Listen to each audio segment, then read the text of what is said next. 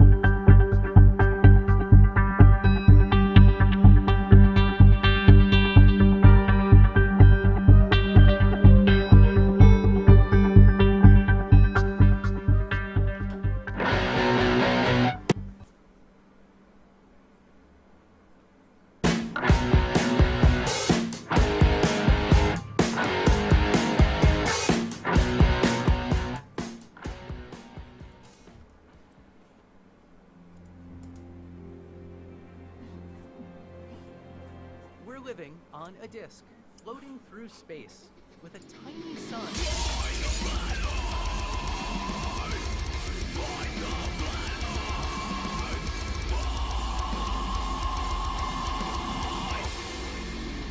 Hey, I'm FTFE, welcome back to the channel that does to stupidity what science actually does to the mere existence of a flat earth.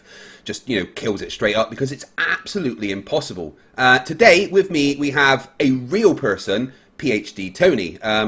Tony is a real person, obviously, because he has a PhD. I only have a bachelor's degree, two bachelor's degrees, so I'm, two little parts of a person. Tony, thank you for joining me today. How are you? Been better, but hopefully getting there. I shall visit my doctor later today. Well, I'm glad you're going to get sorted. Feeling crappy is really, really sucky. After I had my concussion, I literally felt like shit for an entire month. So, having that constantly draining is horrible. But thank you for joining to have a discussion. Why are we here today? So, I had a debate recently with Mitchell from Australia. Still makes me, incredibly amazed that you can live in Australia and think the Earth is flat. Tony, quick question. Can you see Polaris from where you are? No, I can't. Flat Earth debunked. Yes, I would say so on that basis alone. Also, I've lived in New York and Sweden and Japan, and the moon is the other way up there. Amazing. Remarkable. And it's not at the same orientation for each of these, for Tokyo, New York, and Lund. It's incredible. It's easy to debunk just the flat Earth by living in Australia, yet somehow there's flat Earth from Australia. Anyway, I had a debate with Mitchell from Australia, and some things came up in the debate where he's trying to redefine, or in his terms, define what science is. And he says a few things in the video like, science absolutely proves things, a hypothesis is a prediction, you can't have time or distance or position as independent variables. And I kind of wanted to go over some of the scientific misconceptions that the flat earthers always have about everything. So I thought I'd bring someone on who actually understands science, a real person, obviously you. So some of the things that Mitchell said. Let's have a quick listen to one of the first things that he said. Where did I put his video? Right. Your experiment, the variables used, and the predicted outcome is cohesively explain everything that's going on. Well, we'll start with the prediction. What is a scientific prediction? In all cases of science, the scientific prediction is the hypothesis. Do you agree? No, the prediction isn't the hypothesis. You use the hypothesis to make a prediction. So there's the first thing that he says. It's such a petty little thing, right? But it's become a massive point of contention in the flat Earth scene. And that is that they say the hypothesis is a prediction, all right? Now, he did find what kind of citations. He found this website called ThoughtCo. The hypothesis.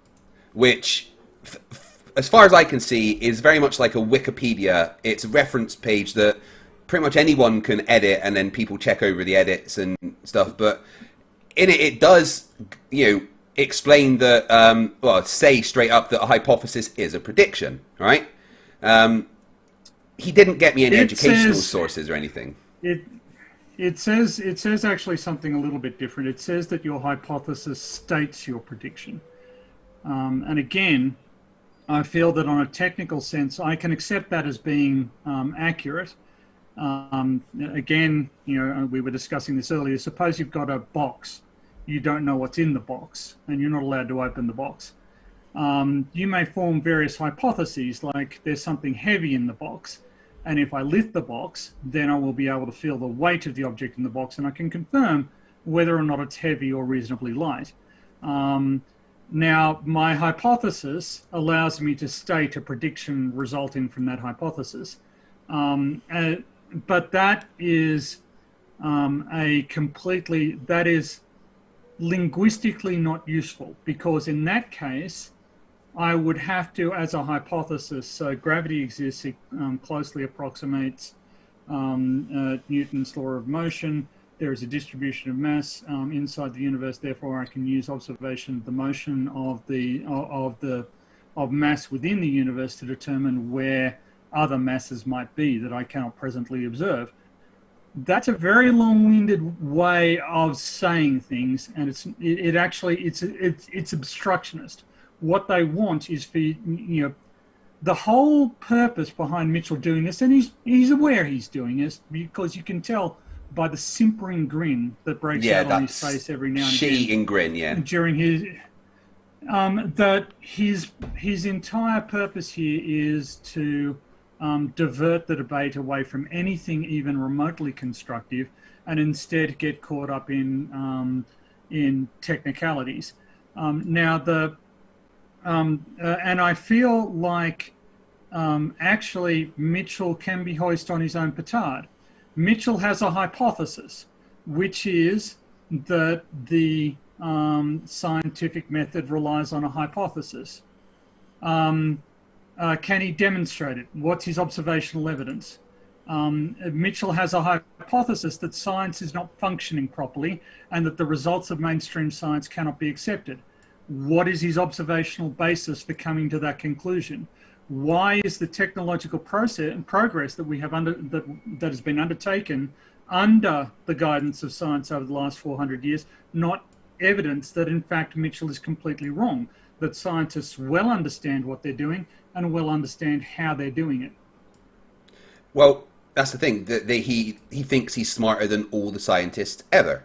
And we've got, you know, an actual scientist here saying that he's wrong, but he won't accept that because it won't match his preconceived notion of what science is, or science has to be, so that it backs up their nonsense of things like, well, you don't even have a hypothesis for the shape of the Earth. And that's where all this argument comes from, is he's trying to say, well, you don't have a globe model because you can't make a hypothesis, you can't do experiments, you've got no scientific method to support any of your claims. And he's trying to say that basically there's no such thing as science. Yeah. There's no basically he's saying that every scientific result isn't actually a proper scientific result, because more properly science is done this way over here. I am the ultimate arbiter of what is or is not science, and I'm telling you, stupid Globers, that isn't science. Well, you're wrong. And there isn't a single professional scientific body in the world. There isn't a scientific faculty in the world that will agree with with Mitchell's interpretation of science. And that, in and of itself, tells me that Mitchell is wrong.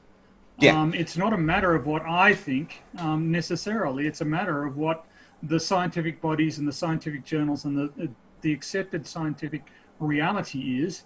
And the accepted scientific reality is that Mitchell is a loser who has never done anything constructive in his entire life.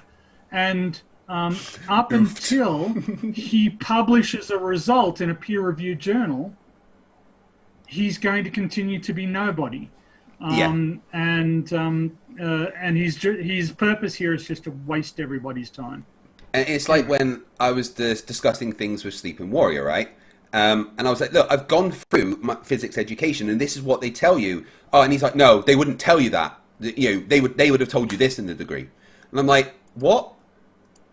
And he's trying to tell me what the curriculum would have been for a physics degree, and what they would teach you, because that's what he thinks science and physics is. And I'm like, every physics person in the world would disagree with you. And I've got this offer out to flat earthers that if a flat earther can get someone with a physics degree, master's level or higher, and at just a physics degree, and get them to state that the flat earthers are correct and I'm wrong, I will delete my channel and give that person £10,000. It's simple. And I'm not afraid, because I know that would never, ever, ever happen. But I wanted to play a quick video talking about education, right?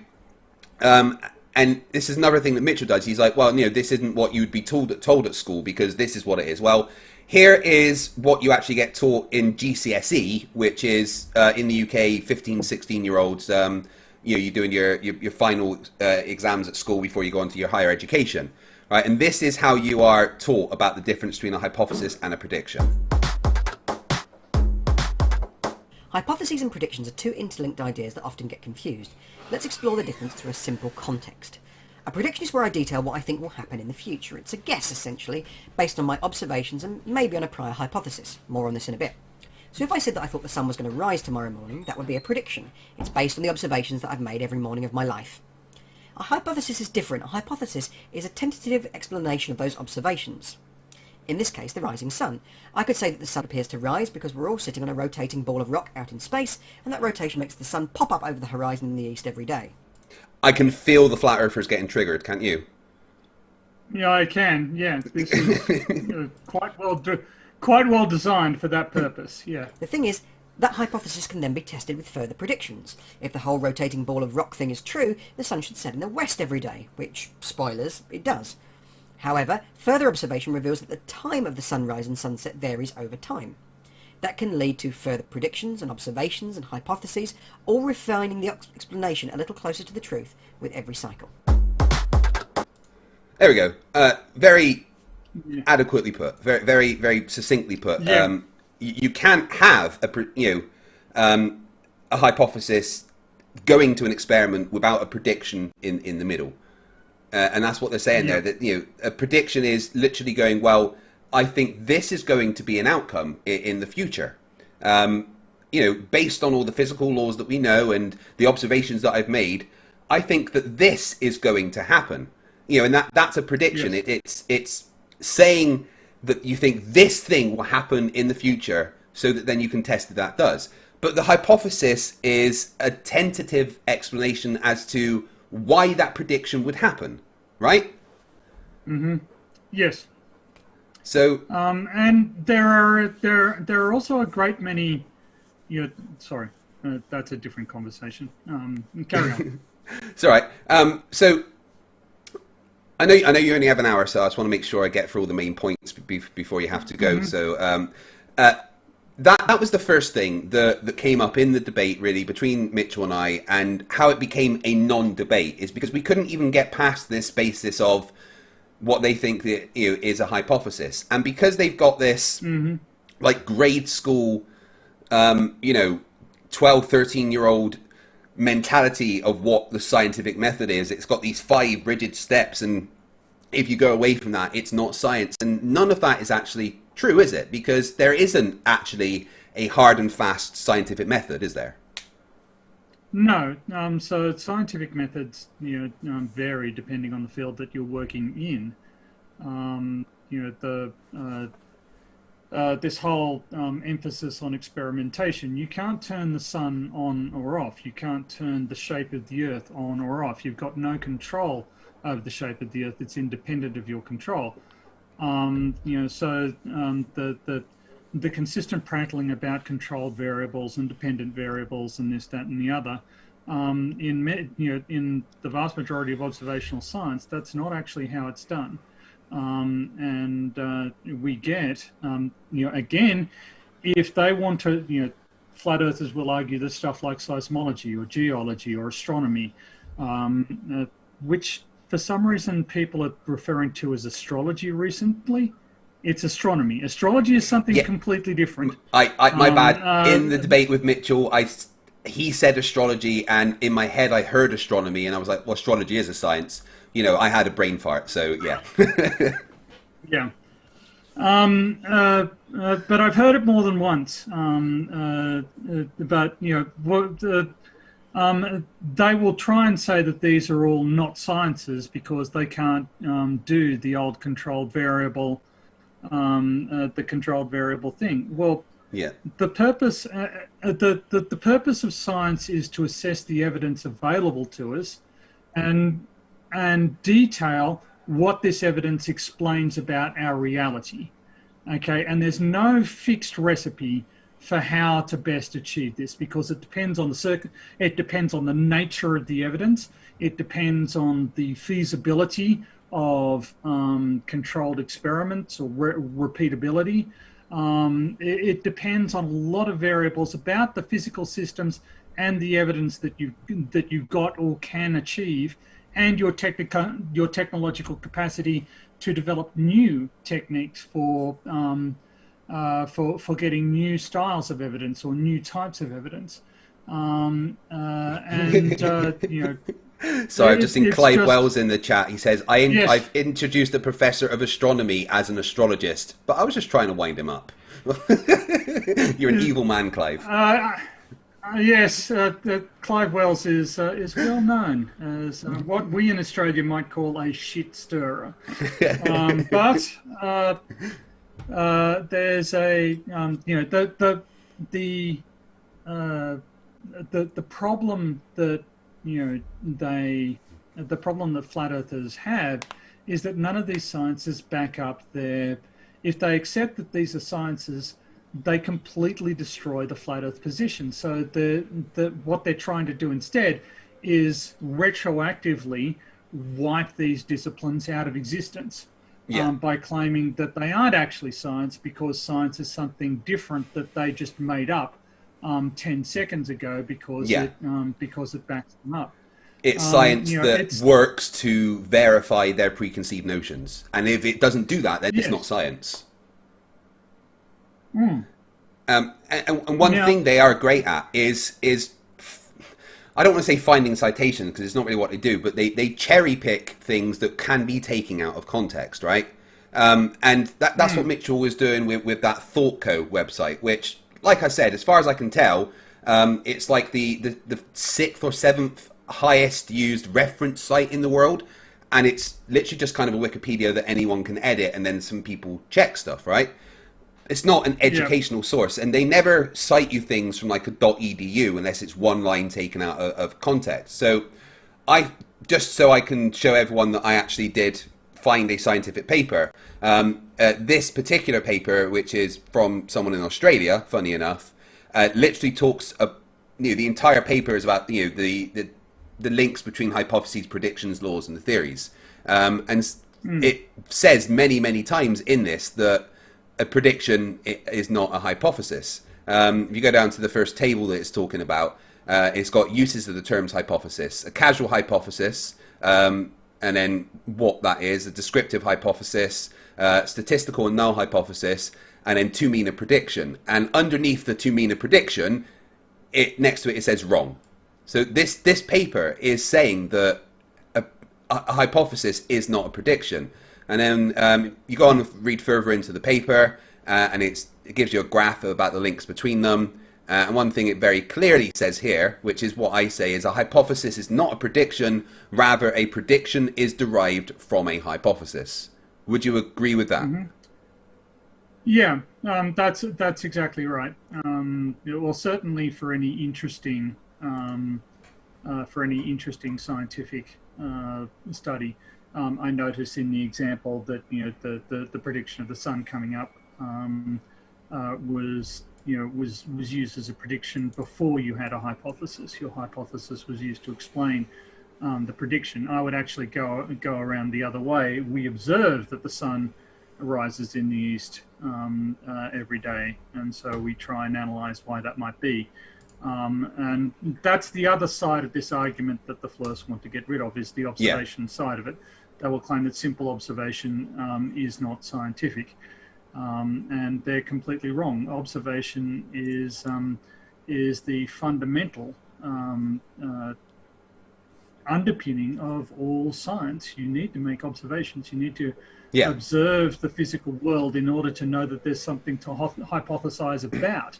In order to speculate about why something is occurring, you need to understand what is actually occurring, and you need to record how it occurs, what it seems to be sensitive to. And you can explore that sensitivity in more detail with more intricate experimental setups. But just throwing out, for instance, measuring the rate at which an object falls, right? This is something we can do, and we can tell that it varies in certain systematic ways, and we can actually use the systematic ways in which objects fall to make predictions about what's below the surface of the Earth, or what's below the surface of the ocean. Or if you're a submarine on the ocean floor, you can use gravity gradiometry to detect whether or not there's a large underwater obstruction near you, or just below you, or off to your left or right. So we use these, and these are all based on the Newtonian theory of gravity being accurate. The discovery of the planet Neptune, for instance. Similarly, I mean, that's the most empirical experiment that I can ever cite, right? It's literally, they observed something, Uranus acting weird. They had a hypothesis. Well, if Newton and Kepler are right, then there should be a planet, there's something causing that disturbance. They made a prediction. Well, based on the knowledge that we have, we do some maths, and there should be a planet there. So hypothesis, there should be a planet. Prediction, there should be a planet there. And then they did the experiment by looking there, and lo and behold, they found a planet. There's nothing more empirical in my mind than those steps that they followed to discover exactly where Neptune was. And they had seen Neptune earlier before it was discovered, but no one really knew what it was. It was just, oh, look at that random thing. It wasn't discovered until that point. And I mean, that story all starts with observation, right? The observation that there were perturbations in the orbit of Uranus. All of this, careful observation of known physical phenomena allows us to increase the detail with which we understand reality, and that's the fundamental basis of science and indeed existence. Humans are not born knowing how to walk.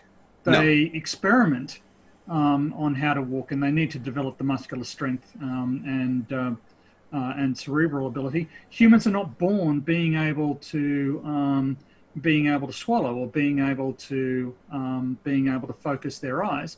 These are things they learn to do, and they learn through trial and error. If I do it right, I get good results. If I do it badly, I don't get good results. This is, animals and people do this all the time. They learn by trial and error to find which is a good way of doing things and which is a bad way of doing things. This has become more intricate with the scientific method, but we're not restricted by this checklist or this recipe. And if Mitchell is correct, then he should have no trouble finding an official from, say, the Australian Academy of Sciences to back him up. I've got some bad news for him. I mean, my PhD supervisor was at the time the president of the Australian Academy of Science. So, I would argue that if I were doing science wrong, or if I misunderstood science, he would have let me know.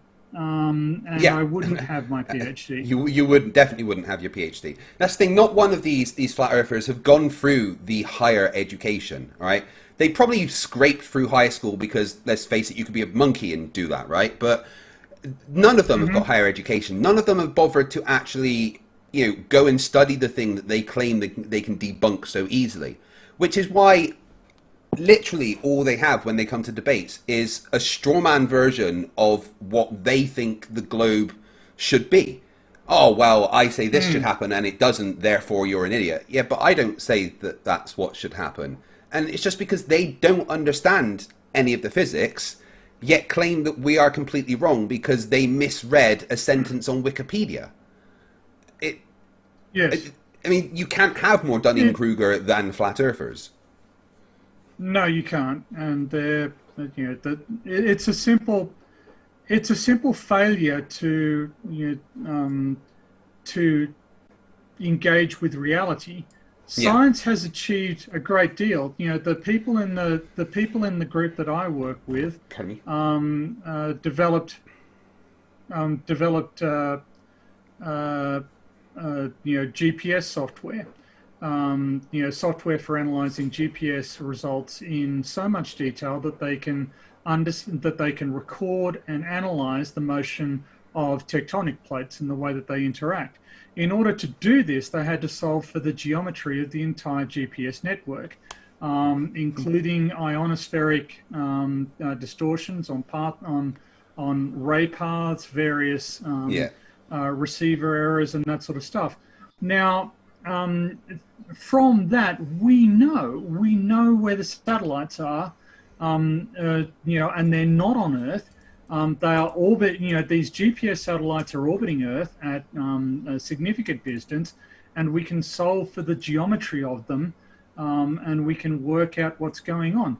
And this technology is used to navigate when one is well away from any cell phone towers. I saw Joe the other day in a debate with you claiming that it was cell phone towers that allowed GPS to work. Oh my God! If you are near cell phone towers, yes, cell phone towers provide a very easy way to construct a navigation, but that's not how GPS works. No. So he was right in what he said, in that cell phones do use cell phone towers to triangulate, work out where the person is, and they're not completely accurate, though. They're not that accurate. They're kind of sloppy. But it's GPS that provides this accuracy, and it provides it when you are thousands of kilometers away from the nearest cell phone tower. GPS will work when you are in the middle of the Pacific Ocean. Try making a cell phone call from there.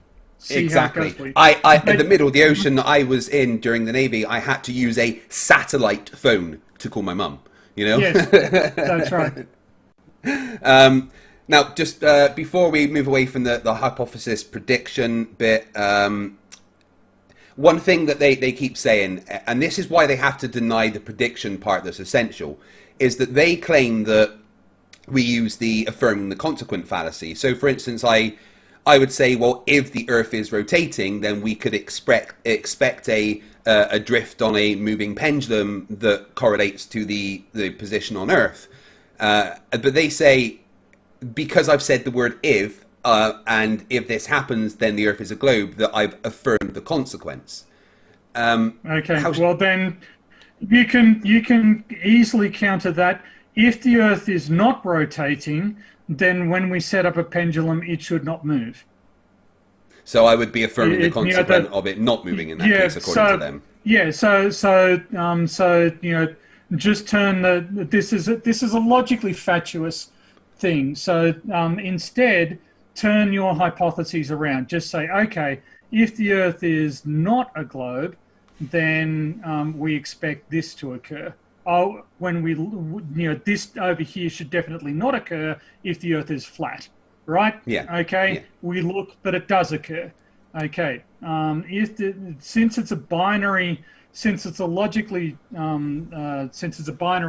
situation between flat and spheroidal, you can treat whichever speculative geometry. You can just say, okay, if it is that shape, this is what we expect. And again, the same with the rotation. If the Earth is not rotating, then it shouldn't matter where we set up this this pendulum. It will not rotate through time, and the rate of drift will be independent, and any rate of drift will be completely independent of its latitude. So just turn it around on them. Just I remember that next time. Assume they're okay. You don't like me assuming that the Earth is rotating. Let's assume that the Earth is not rotating. Yeah. And if the Earth is not rotating, then this should not occur, but it does. So yeah, I just wanted that. Okay, so that's the last thing about the hypothesis prediction. Now, I am going to be doing a few videos covering Mitchell in more detail. So there's a lot more he said about the hypothesis prediction, other sources that he went to, and then kind of strawmanning things that I was saying that I'm going to go into more detail about. But the next main thing I wanted to talk with you about, Tony, was what flat earthers say about proof. Now, let's just quickly listen to what Mitchell's saying. All right, enough stuttering through doublespeak. From Geosociety. An experiment is designed to prove or disprove the hypothesis. From ThoughtCo, write the hypothesis in such a way that you can prove or disprove it. Another one from Geosociety. Science is often more about proving a scientific statement wrong rather than right. Yeah, so 3 citations there, none of them from educational sources, and one which actually kind of backs up our point, that science is more about proving a scientific experiment wrong rather than right. Because, now, please correct me if I'm wrong, Tony, all right? Science doesn't prove things. In science, you can prove something wrong, but you can never prove it right. Is that correct? Yeah, that's pretty much correct. So so you can there are multiple dimensions to this question. I apologize because I tend to talk too much at the best of times, but this may get a little bit intricate. So all we have is the evidence available to us, right? And we base our understanding of reality on that evidence that's available to us. Now, there might be multiple hypotheses, multiple states of nature that are compatible with our observations. And so in order to distinguish between these, we need another observation. We need more data to work out which of these 2 explanations is right or wrong. And so, that's the basis of an experimental or an observational campaign. The Eddington eclipse experiment, for instance, was an observational campaign designed to determine how much light bent around the sun, because the amount of curvature in the light bends as it passed around the sun would allow us to determine the validity of relativity. At that point, relativity could have been proven wrong. Relativity could have been proven completely incorrect. But relativity made a prediction, and that prediction turned out to be accurate when we went and tested it against observed reality. Yeah. Now, it can be the case that an experiment can only produce appropriate results in particular situations. There's a famous case of Louis Pasteur trying to differentiate between the different isomers of lactic acid. There are different geometries for that particular molecule, and he developed a procedure whereby he could create lactic acid crystals, and they'd come out with different colors, and there was a 50-50 split, and he determined that there was a 50-50 split on the isomers. Nobody else was able to do this experiment. People tried repeating it. Nobody else was able to do it. And it turned out that you needed to be in Paris in spring in order for this experiment to work, because the particular humidity and pressure conditions that applied then. So sometimes, there can be occasions where things will only work under very specific conditions and not under some other conditions. And that can lead to some confusion if you don't properly understand the sensitivity of your experimental setup. But yeah, science is not about proving things. It's about getting more data and using that data to achieve the best understanding of our reality that we can. It could turn out that there is new data tomorrow that causes us to question a lot of things that we now accept as real. On the other hand, the confidence we have in a scientific conclusion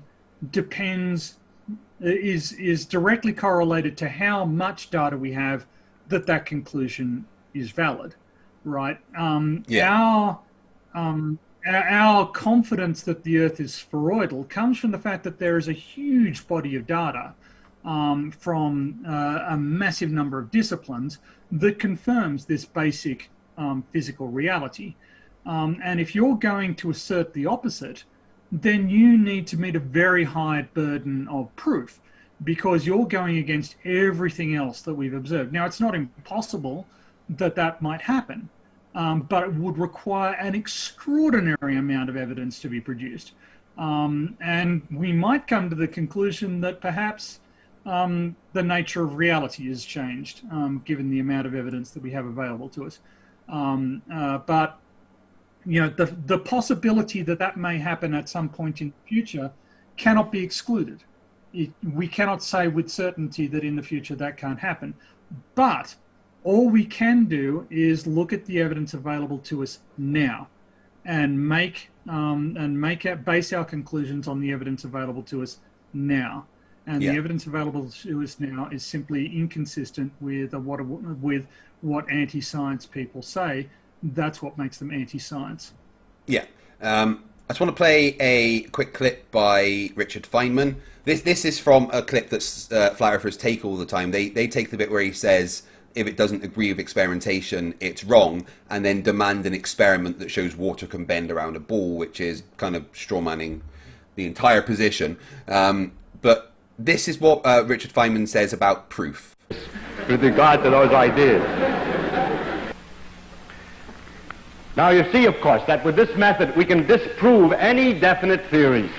If you have a definite theory, a real guess from which you can really compute consequences which could be compared to experiment, then in principle we can get rid of any theory. We can always prove any definite theory wrong.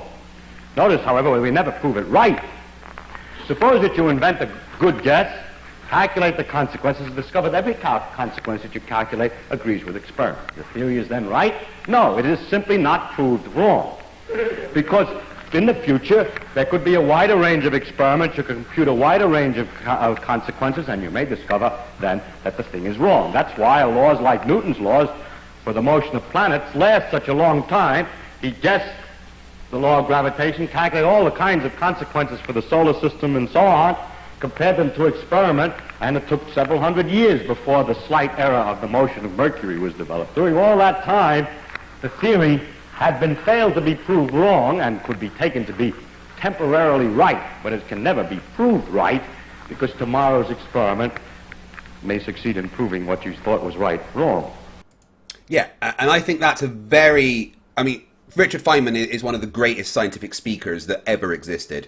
And I weep that I was never in a time where I could have seen him speak live, because he's just so inspirational when he's talking about science.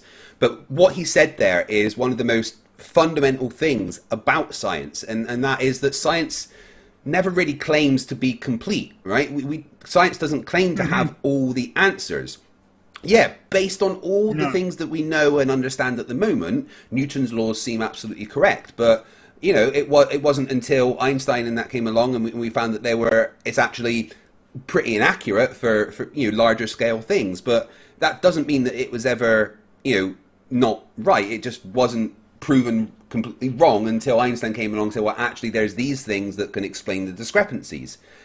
And I would state that slightly differently. So the accuracy of Newton's formulation was, Newton's formulation was as accurate as any observations we had. Yeah. We didn't have observations that were sufficiently accurate to demonstrate any problem with Newton's theory up until the precession of Mercury was shown to be slightly different. not massively different, but slightly different, significantly enough different from Newtonian theory that some correction was needed, and that happened before Einstein came along. So people knew there was a problem with Newtonian theory, and they were searching for a solution for it. And Einstein was able to put the finishing cap on that effort. But I just want to make 2 points while I'm here. One, his use of the term consequences, calculating the consequences, those are predictions. Yeah. Right. Absolutely. Calculating the consequences of the guess is the hypothesis. The consequences of the guess, the calculated consequences of the guess are the predictions. And for hundreds of years, those predictions were met by Newtonian theory was demonstrated to be accurate to within our ability to observe. The other word that he uses, interestingly, is experiment. He uses the term about experiments on Mercury, and here it is quite transparent that he regards the term experiment and observation as synonyms. Mm-hmm. Looking at something in detail and analyzing it is, in Feynman's worldview, an experiment. And the flat earther claim that Feynman insisted that only experiments as they define experiments are a valid exercise of science is a calumny. That's a barefaced lie. It's a fallacy of stolen concept. Yes, it's a fallacy of stolen concept. Feynman clearly included observations of the precession of Mercury, which he directly referenced in that speech there, to be an experiment, but they were just observations. And would not meet the burdensome requirements of an experiment with with independent variables or what have you. That Oakley and his fellow cloacas would insist upon. Yeah, no, that's the thing. Whenever I'm having a conversation with a flat earther, and we get to debate, down to things like gravity, the first thing they always say is, what's your IV and DV for gravity? It's just like, a programmed response. They don't even really understand what they're asking for. Because when you look at things like the IV and DV, in the basic version of the scientific method that they're on about, you have an IV and DV in your hypothesis, but then you also have an IV and DV that control your experiment, but then you've got to include control variables and stuff as well. And they don't understand that these things are different. Mitchell from Australia tried to say that a prediction that comes from a hypothesis is the same thing that a prediction that a scientific model makes. And if one doesn't exist, then neither does the other, because the word prediction is there. Yeah, that's this is the.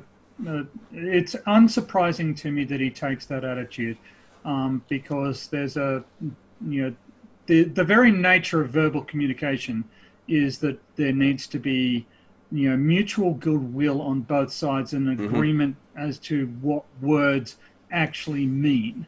One of the tricks that the conservative right like to play, and indeed teenagers like to play, is to get very technical over the definitions of words, rather than engage in a meaningful discussion about the concepts, the incredibly complicated concepts that people are trying to communicate. And if that's how you want to waste your time, go right ahead. But the rest of us are going to treat you as the infantile obstructionist moron, evolutionary road bump. Evolutionary road bump. I like that.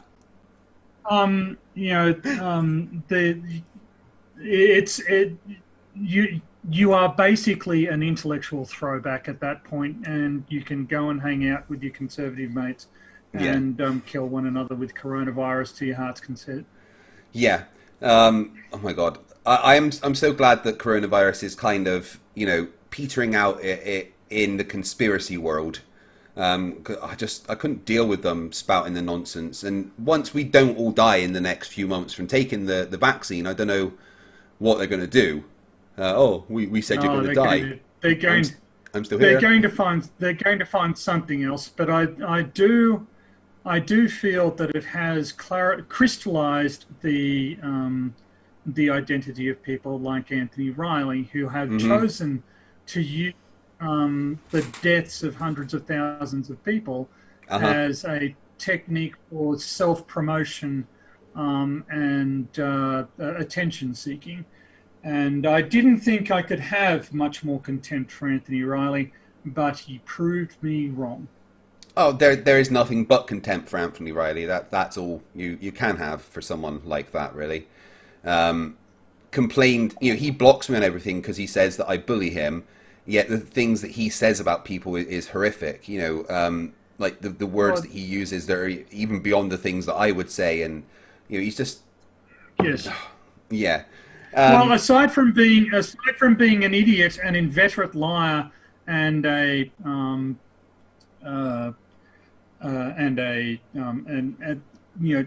contemptibly murderous, he's just a sack of excrement. That's it. There's nothing to. Why are you being mean to sacks of excrement, Tony? Well, that's true. They at least have some productive use. Yeah, they do. There's certainly a misappropriation of biomass. Misappropriation of biomass. I love it. I got sent a nice photo of Riley. A few photos, actually, of when he fell down when he was trying to take some photos. I'm going to put them in the next video that I do of him.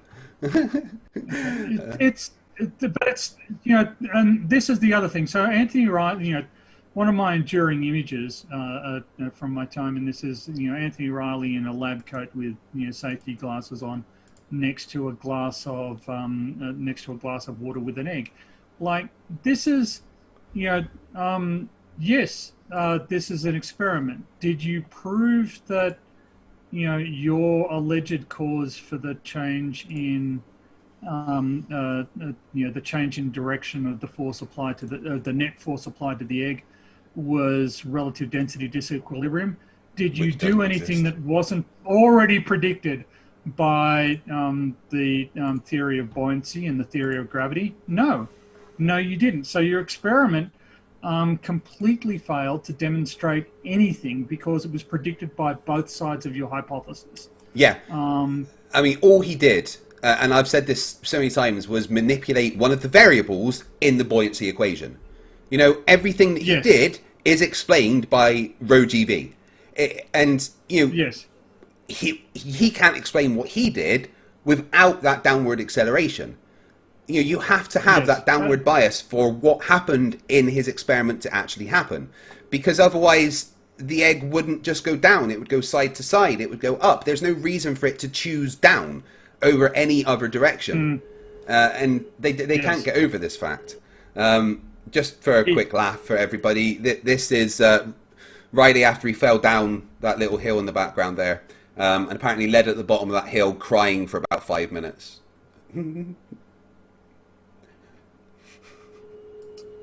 Yeah, well, soft as shite. Let's put it that way. I know. I know you don't have long time. I know you said you've only got an hour. Yeah.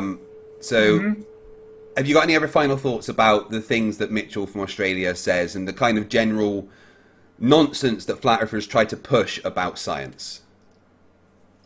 Well, the average person doesn't need to know where the boundaries of science or pseudoscience are, and in fact, they're very fuzzy. There is such a thing as bad science. There are people who do bad science. There are people who dishonestly try and publish things in peer-reviewed literature, but peer-reviewed literature has worked.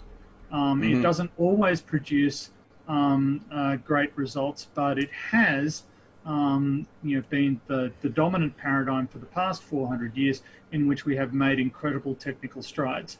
And if a result does not appear in the peer-reviewed literature, then it is worthless and it can be dismissed as not existing. And I would encourage people to just say that to whichever flat earther they're talking to. If you think you can prove the Earth is flat, publish. Yeah. Put it in a peer-reviewed journal. See how well you do. Yeah. See how that works. Don't just cite some reference website that anyone can edit. Right, so I'm just going to quickly go through the super chats. There's a few there. There's one for you here, Tony, from Indie Tiger. Says, I heard that due to the lockdown, the Earth was quiet of man-made noises, which has helped seismologists. How true is that? That is true, actually. Certainly, it's true in a couple of ways. One, we've gotten, there's a lot less traffic. There's a lot less. So, for instance, there are a lot of seismometers in California, obviously, and a lockdown in California and sort of shutting off the constant flow of road traffic actually gave them the opportunity to say some stuff. But there's also a thing called passive seismology, which is where you don't wait for an earthquake. It's where you use the sort of the incipient noise level of traffic and rivers and surf and that sort of thing to analyze subsurface structures. And actually having the traffic turned off provides a very useful baseline for that particular discipline as well. It has actually it's kind of like shutting down air traffic across the US was kind of useful for climatology and a couple of other studies. It has actually given us the opportunity to do some things that we don't normally get to do. That's amazing. So they've managed to increase their accuracy with things as well by getting that baseline. Mark Curry, peer review is not an echo chamber. Mark Curry just said, so Tony lumps everyone not in his echo chamber, a non-intelligent individual who has regressed evolution. Peer review is not an echo chamber, Mr. Curry. It's like the exact opposite. It's the exact opposite. It's the exact opposite of an echo chamber because people will rip your work apart if it fails to have, they will start quite serious debates and discussions. I